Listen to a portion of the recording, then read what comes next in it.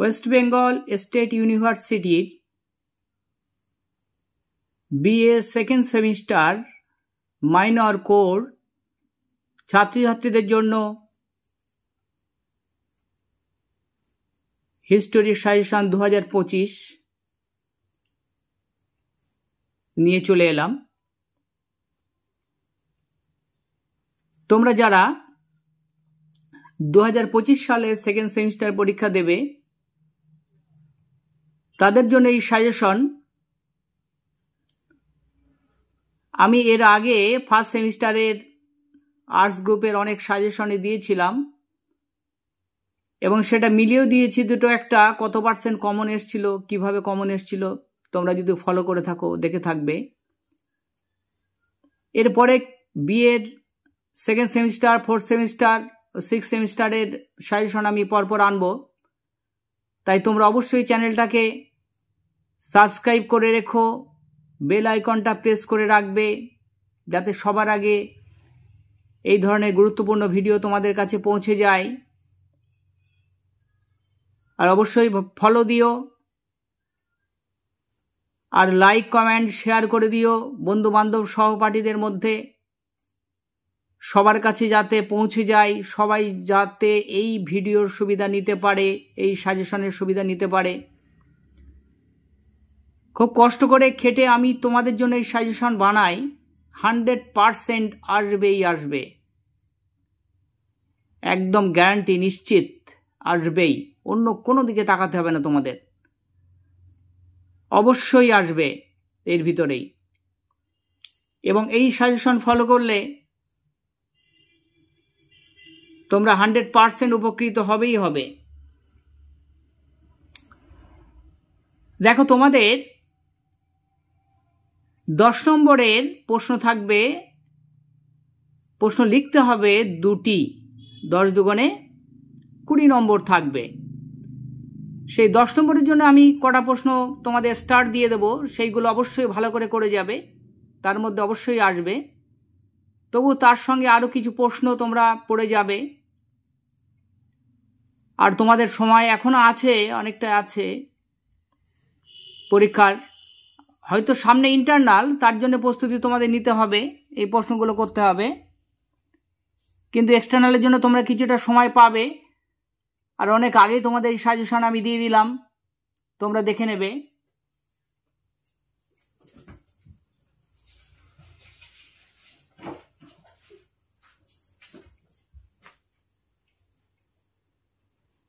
এবারে দেখো, তোমাদের আমি প্রশ্নগুলো পরপর বলবো। আমি মোস্ট ইম্পর্টেন্ট প্রশ্নগুলো প্রথম দিকেই দিয়েছি, তবু আমি স্টার্ট দিয়ে দিচ্ছি, তোমাদের সামনেই দিয়ে দিচ্ছি, এগুলো ভালো করে করে যাবে। দেখো, প্রথম প্রশ্নটা, গুপ্তযুগকে প্রাচীন ভারতের ইতিহাসে সুবর্ণযুগ বা স্বর্ণযুগ বলা যায় কি? উত্তরের সপক্ষে যুক্তি দাও। অথবা গুপ্তযুগকে ভারতের ইতিহাসে ধ্রুপদী যুগ হিসেবে চিহ্নিত করা হয়, এটি কি স্বর্ণময় যুগ ছিল? তাহলে এই দুটো প্রশ্নের সঙ্গে সম্পর্ক আছে, একই ধরনের প্রশ্ন, মোস্ট ইম্পর্টেন্ট। এই প্রশ্নটা তোমাদের করতেই হবে, করতেই হচ্ছে। এটা আমি স্টার দিয়ে দিচ্ছি, 3 স্টার দিলাম। মোস্ট ইম্পর্টেন্ট এই প্রশ্নটা তোমরা অবশ্যই করে যাবে।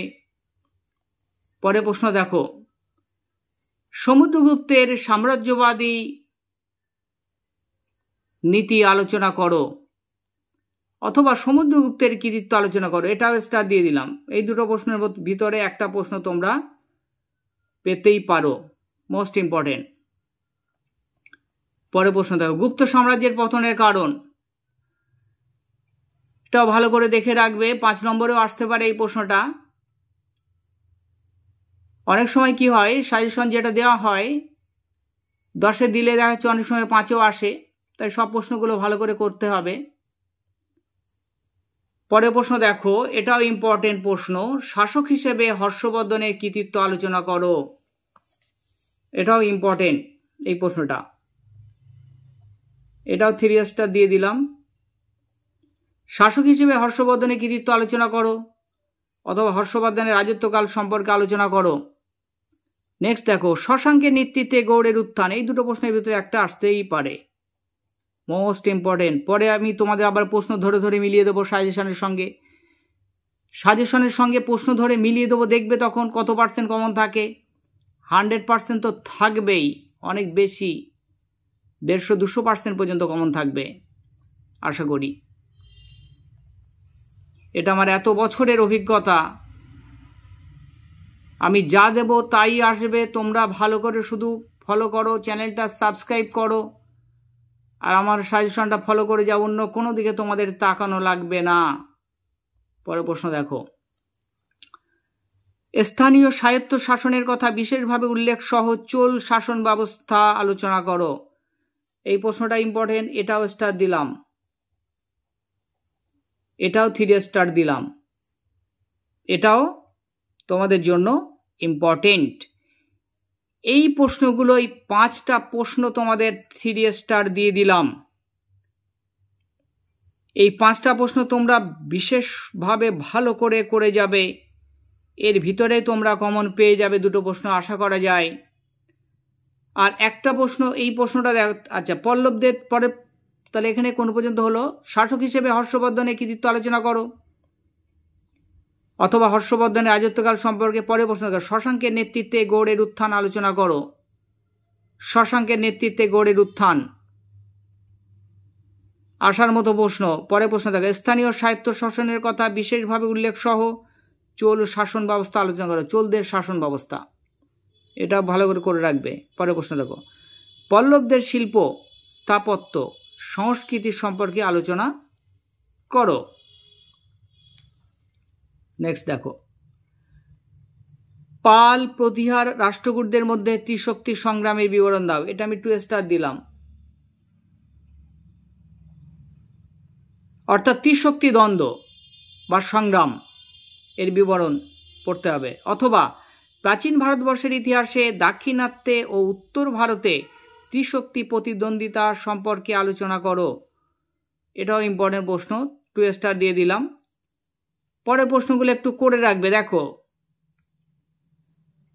দ্বিতীয় পুলকেশীর কৃতিত্ব আলোচনা করো। 5এও আসতে পারে, 10এও আসতে পারে। দ্বিতীয় পুলকেশীর কৃতিত্ব আলোচনা করো।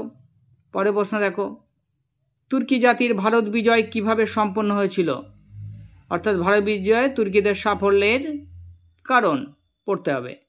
নেক্সট দেখো, সুলতান মাহমুদের ভারত আক্রমণ সম্পর্কে যা জানো লেখো। সুলতান মাহমুদের ভারত আক্রমণ পড়ে রাখতে হবে। তারপরে দেখো, লাস্ট প্রশ্ন দিয়ে দিয়েছি, পাল যুগের স্থাপত্য, ভাস্কর্য, শিল্পকলার বিবরণ দাও। এই টোটাল 12টা প্রশ্ন আমি তোমাদের জন্য দিলাম। এর ভিতরে অবশ্যই তোমরা কমন পেয়ে যাবে, একদম নিশ্চিত। তার মধ্যে স্টার দিয়ে দিয়েছি কতগুলো দেখো, 3 স্টার দিয়ে দিলাম। 1, 2, 3, 4টে প্রশ্নে 3 স্টার দিয়েছে। 4টের মধ্যে 2টো পেয়ে যেতেই পারো। তাছাড়াও নিচে একটা প্রশ্ন 2 স্টার দিয়েছি।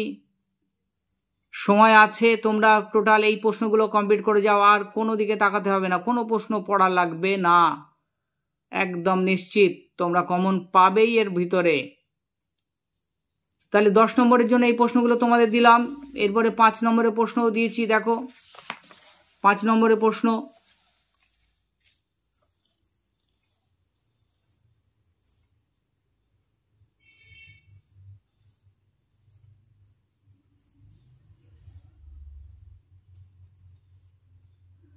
দেখো 5 নম্বরের প্রশ্ন কি দিয়েছি। দেখো,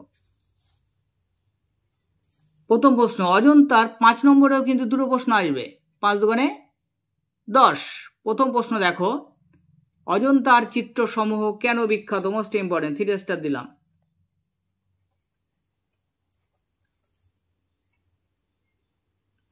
পরের প্রশ্ন, গুপ্ত যুগের ইতিহাসের উপাদান হিসেবে গুপ্ত যুগের মুদ্রার গুরুত্ব, এটাও স্টার দিলাম। পরের প্রশ্ন দেখো, গুপ্ত যুগের ভূমিদান ব্যবস্থা সম্পর্কে একটি সংক্ষিপ্ত টিকা লেখো। এইটাও স্টার দিলাম। এই তিনটে প্রশ্নের ভিতরে একটা তোমরা পাবে আশা করা যাচ্ছে, অবশ্যই তিনটের ভিতরে একটা আসবে। আর আরেকটা প্রশ্ন দিয়েছি গুপ্ত যুগ থেকেই, গুপ্ত যুগের সমাজ ব্যবস্থায় নারী ও নিম্ন বর্ণের স্থান নির্দেশ করো।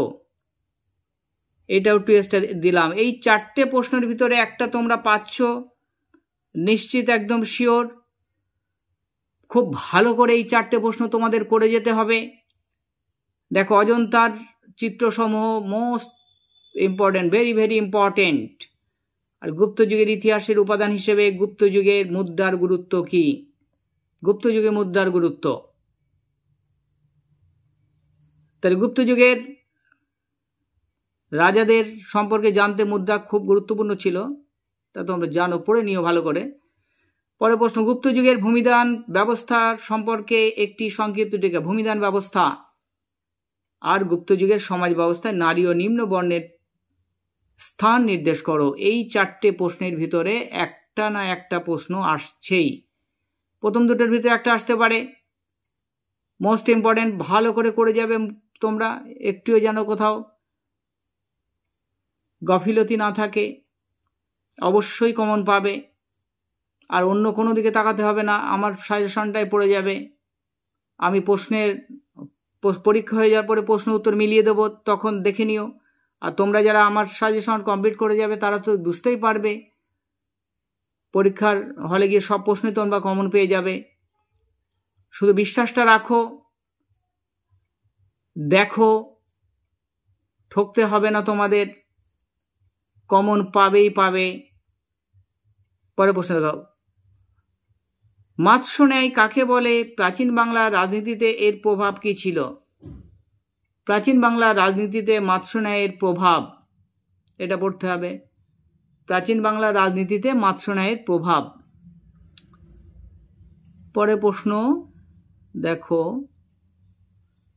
আরবদের সিন্ধু বিজয়ের কারণ ও ফলাফল আলোচনা করো। আরবরা সিন্ধু বিজয় করেছিল কেন, তার কারণ আর এর ফলে কি হয়েছিল সেটা আলোচনা করতে হবে। পরে প্রশ্ন দেখো, গজনী ও ঘুরির আক্রমণের মধ্যে পার্থক্য। এই প্রশ্নটা করে রেখো, গুরুত্বপূর্ণ প্রশ্ন। গজনী ও ঘুরির আক্রমণের মধ্যে পার্থক্য কি ছিল? অবশ্যই করে রেখো এই প্রশ্নটা। পরের প্রশ্ন দেখো, রাজপুতদের উৎপত্তির বিভিন্ন তত্ত্বগুলি লেখো। রাজপুতদের উৎপত্তির বিভিন্ন তত্ত্ব আছে, সেই তত্ত্বগুলো আলোচনা করতে হবে সংক্ষেপে। পরের প্রশ্ন দেখো,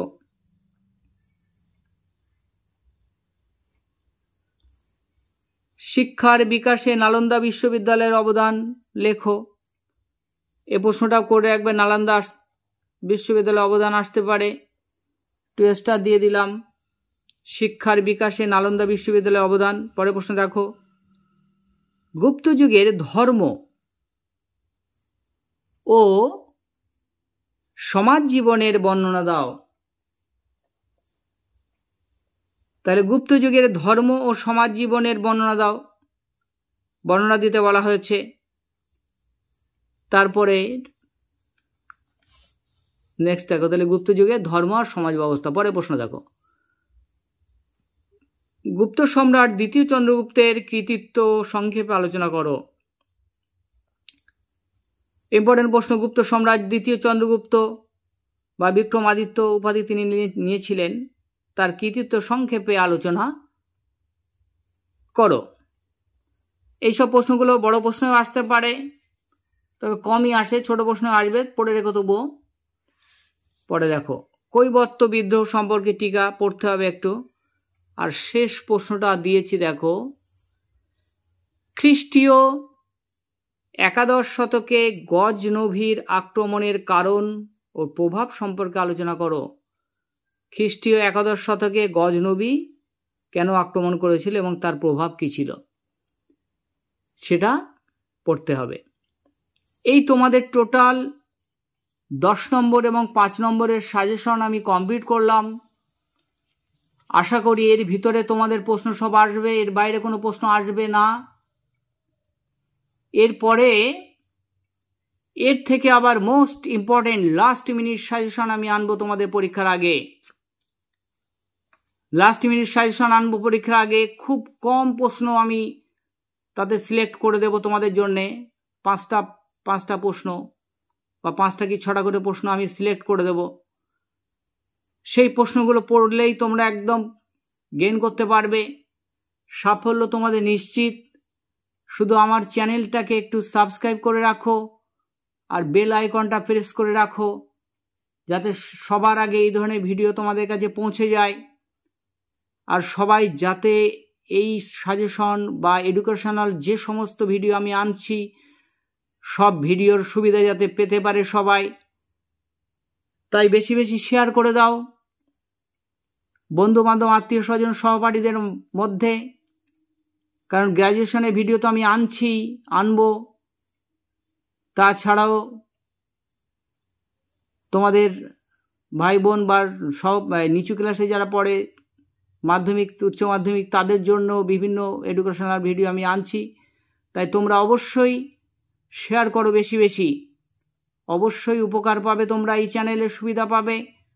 আর ভিডিওটা এতক্ষণ তোমাদের জন্যই কষ্ট করে বানালাম। যদি ভালো লাগে একটা লাইক দাও, কমেন্ট করো, এগুলো উৎসাহ বাড়ায় ভিডিও বানানোর। ভালো লাগে তোমাদের লাইক কমেন্ট পড়লে দেখলে। আর যে ধরনের ভিডিও তোমরা চাও বা যদি এই প্রশ্নের উত্তরও চাও তাহলেও তোমরা কমেন্টে লিখবে, তাহলে আমি আবার সেই ব্যবস্থা তোমাদের করব। তোমরা ভালো থেকো, সুস্থ থেকো, পরীক্ষার প্রস্তুতি নাও এখন থেকে। আজকের ভিডিওটা এই পর্যন্তই।